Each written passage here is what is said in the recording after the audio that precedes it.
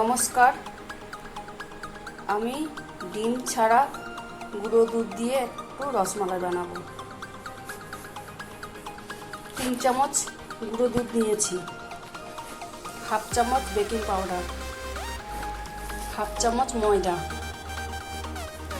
1 চামচ ঘি দিয়ে ভালো করে মিলিয়ে নেব।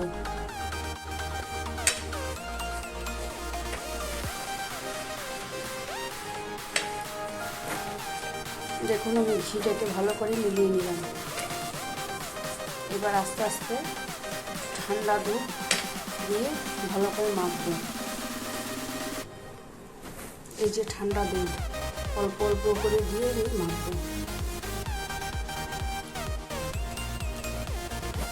অল্প একটু দিয়ে দিলাম, একটু নরম নরম হবে। দেখুন আমার মিষ্টি এমনি তৈরি করেছি, এইভাবে তৈরি করেছি যাতে ফেটে না যায়, সেরকমভাবে গোল তৈরি করবি, গোল কিংবা লম্বা করবি। এরপরে দুধে আমি দিয়ে দেবো এলাচ আর জাফরান।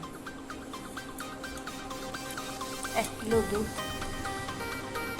ফুটিয়ে এতটুকু বানিয়েছি।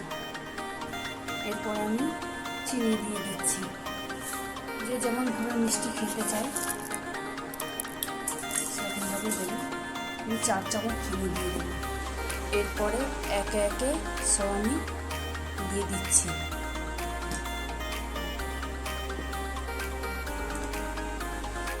আমি একটু উপর থেকে পেস্তা ছড়িয়ে দিচ্ছি।